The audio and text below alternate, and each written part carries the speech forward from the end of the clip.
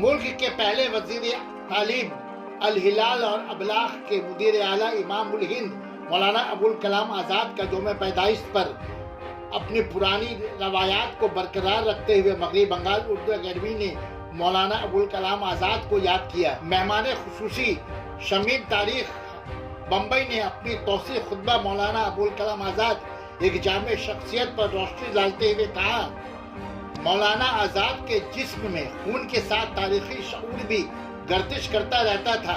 مولانا آزاد کو اس طرح سے سمجھا نہیں گیا جس طرح سے ہمیں سمجھنا چاہیے تھا۔ ہر حیثیت سے وہ امتیازی حیثیت کے حامل تھے۔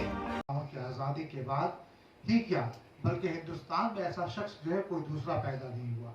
وہ شخص جو ہے وہ سر سید سے متاثر نظر آتا ہے۔ سر سید علی گڑھ میں مدرسے کی بنیاد ڈال رہے ہیں جو بعد میں چل کے یونیورسٹی کی شکل اختیار میں کیا، لیکن وہ شخص نے نہ جانے کتنی ساری یونیورسٹیاں بنائی ہوں گی، کتنے سارے ادارے قائم کیے ہوں گے۔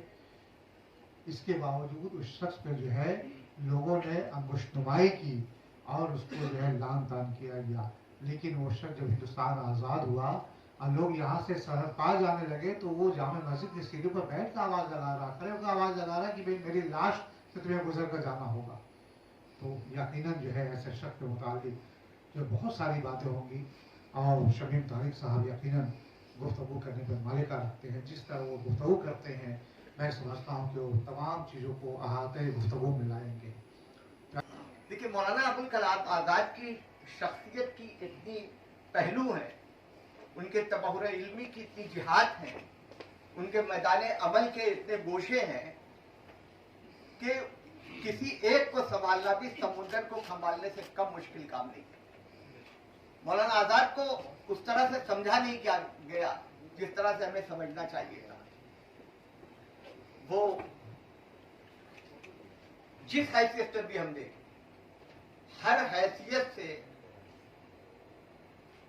یہ کہنے کی ترغیب ہوتی ہے، یہ کہنے کی کوئی تلقین کرتا ہے ہم کو، یہ مطالبہ کرتا ہے، یہ ہماری فطری استاد طب یہ کہنے کی اجازت چاہتی ہے کہ معیار کمالات بنا کر تیری تصویر دانستہ مصور نے قلم توڑ دیا ہے۔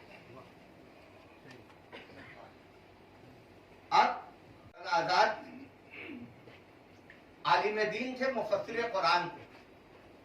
مولانا آزاد صحافی تھے اور ادیب تھے اور صاحب طرز نثر نگار تھے۔ ہمارے اور آپ کے جسم میں خون گردش کرتا رہتا ہے، مولانا آزاد کے جسم میں خون کے ساتھ تاریخی شعور بھی گردش کرتا رہتا ہے۔ مولانا آزاد اس وقت سے تعلیم کے مسائل پر لکھ رہے تھے جب وہ جہاد آزادی میں شریک تھے، اور پہلے وزیر تعلیم کی حیثیت سے انہوں نے ان کو بنیاد گزار ہونے کی حیثیت حاصل ہے ہندوستان کی قومی تعلیمی پالیسی۔ مختصر لفظوں میں ہم یہی کہہ سکتے ہیں کہ ہر حیثیت سے وہ ایک امتیازی حیثیت کے حامل ہے۔ مثلا مفسر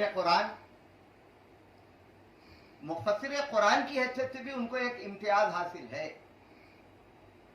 اور یہ بات میں اس لیے نہیں کہہ رہا ہوں کہ نعوذ باللہ میں کسی قسم کے تعصب میں مبتلا ہوں، نہیں، آپ کو مجھ سے اختلاف کرنے کا پورا حق ہے، میں اس کا احترام کروں گا، اور میرا مزاج یہ ہے کہ جتنے لوگوں نے بھی خلوص دل کے ساتھ قرآن حکیم کی ترجمانی کی ہے یا ترجمہ کیا ہے یا تفسیر کیا ہے، سب کے لیے میرے دل سے دعا نکلتی ہے کہ اللہ ان کی قبروں کو نور سے بھر دے۔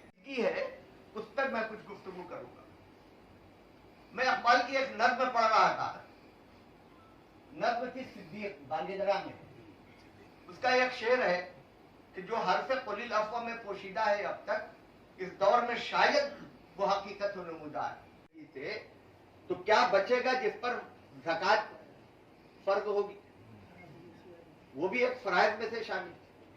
ایک سوال پیدا ہوتا ہے، اور اسکندریہ میں بھی یہیں سے یہ عقیدہ پہنچا، اور مذہب افلاطون جدید نیو پلیٹونزم نے جسے غلطی سے عربوں نے افلاطون کا مذہب خیال کیا تھا، اس پر اپنی اشراقی عمارتیں استوار تھیں۔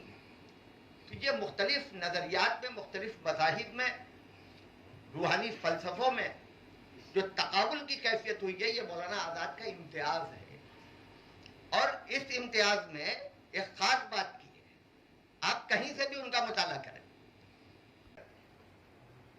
वो कुरान और हदीस की तालीमात के दायरे में रहते हैं और कहीं आप महसूस नहीं कह सकते कि दूसरे मज़ाहिब का, दूसरे फलसफों का जब वो जिक्र कर रहे हैं तो उनकी तज़हीक कर रहे हैं या उनकी नामुकम्मल तर्जुमानी कर रहे हैं। अगर हम दूसरों के अकीदे पर हमला करेंगे तो दूसरे हमारे अकीदे पर भी हमला करेंगे। मौलाना ने जो बात कही कुरान और सुन्नत की रोशनी में की, उससे सरे मुंह इन्हिराफ नहीं किया।